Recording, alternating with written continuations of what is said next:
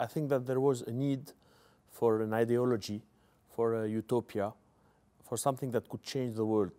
The world was in a stage where no one was thinking of great projects, of changing the things that are taken as established truths. So I thought, after having had a lot of problems in my life, having to leave my country, then even going further than Europe to be in a safe place. So I thought that there's something to be done, that things had to change. And I started thinking of a project that could bring big changes, kind of paradigm shift in economy, in sociology, in culture, in the different sectors that make the world.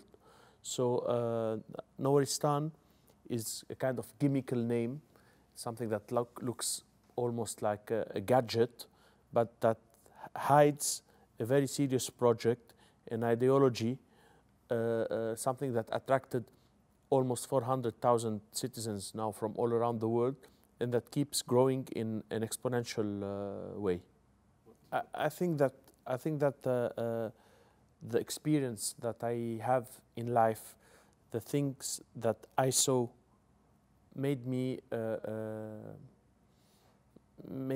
think of solutions, because I've seen things that usually people see on TV, but I've seen war, I've taken part in war, I've seen friends dying, I've seen injustice, I've seen what politics can do, I've seen what the economical interest of the great powers, how far they can go, what are the crimes that they are capable of just to protect their interest. I've seen populations being killed, being invaded just for economical reasons. And when I became successful in what I do, I thought that I do not have the right to forget my friends who fought with me, and to say, like, okay, now I'm rich, I'll start thinking, how can I have a maximum of pleasure, how can I enjoy my wealth? No, I mean, I have a duty toward the people who were not as lucky as me, to my friends who are not here anymore, to their families.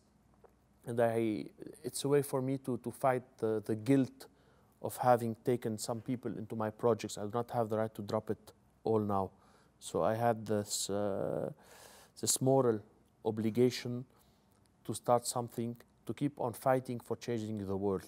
And not changing the world does not mean like I go in the media and I say, I am for peace, I am for love, I am against AIDS, I am against hunger.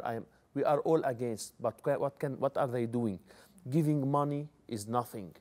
Like, you are giving $1 billion, even if those who are giving $1 billion, there are countries who are investing hundreds of billions to destabilize. We have to bring down this system. The problem is the system. And as long as you're giving money and you are still in the system, you're not bringing down the system. The system has to be brought down. What's happening cannot continue. I mean, it's okay if you are living in Sweden or in Great Britain it does not touch you. But for us here, for those who are being called collateral damages, it's our lives, it's our future, it's our children, and we have to do something. Other people did it in the bad way.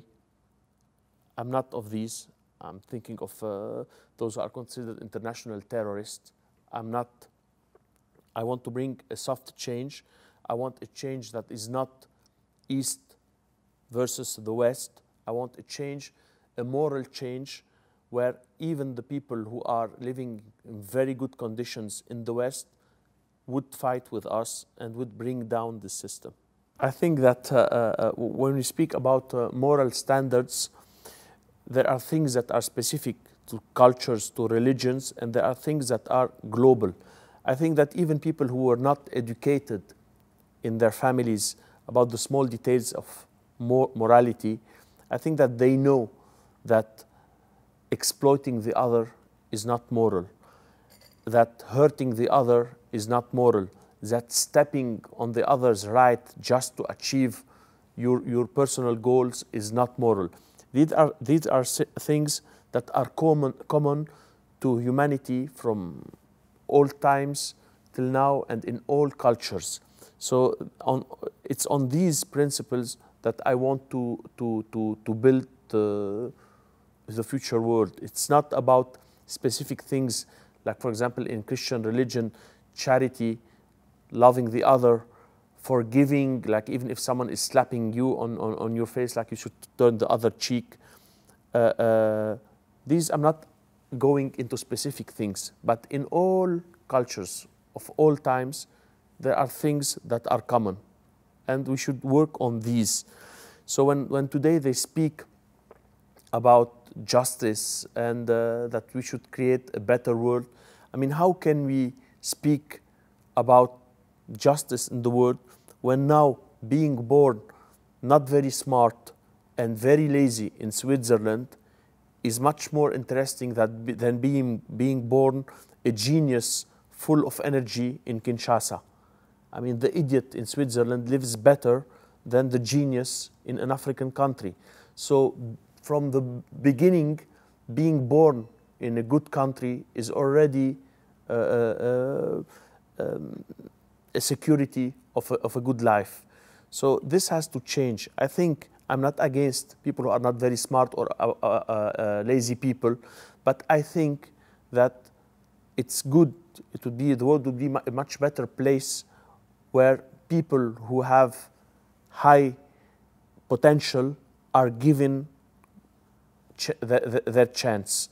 I think that we should allow the people to prove themselves, and this is for the good of humanity, and we should not keep on doing this thing like where when you look at a map, there's a line where above it you are lucky if you're born above this line, and below this line you are unlucky.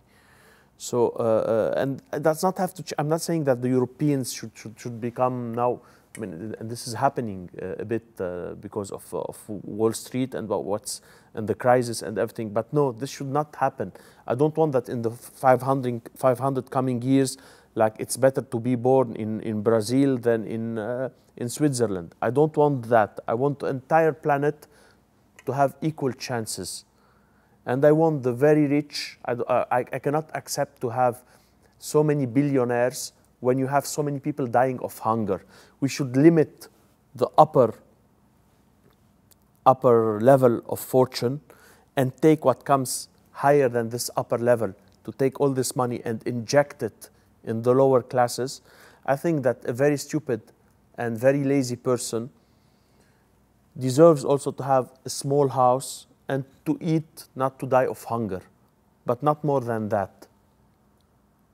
Like the government should not also, I'm not a communist, I'm not calling for equality between the genius and the idiot, I'm not calling for that, but I am saying that the idiot has also, it's not his fault if he was born like that, he deserves to have a place to sleep and something to eat.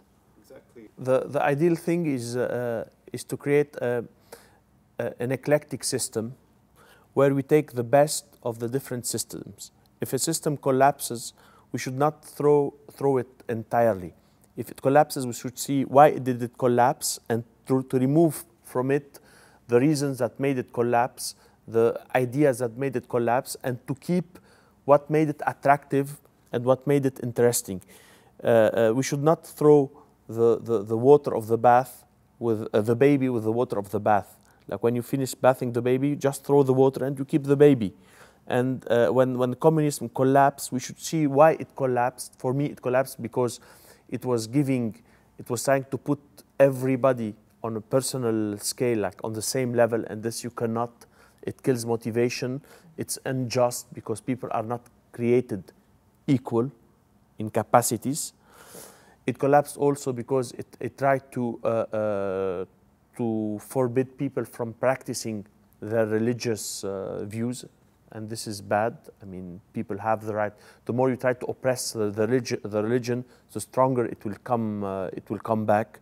These are the main reasons. The rest was quite interesting. L'Internationale, the great ideas of communism, it was good. So we keep that. In capitalism also there are good things. In socialism there are good things. In anarchism there are good things. In all the systems that existed, there's something good and there are bad things. So we can create a system where we'll have the best of. I mean, it's being done in music, in food, in everything. There's best of. Like you go to some restaurants where you have best of all food. You go to a CD shop, you get an album best of. And we can do that in economy and in politics also. We don't have to create something totally new from scratch. We can see the experiences of all the regimes, all the countries, all the civilizations, and try to create a patchwork of their experiences.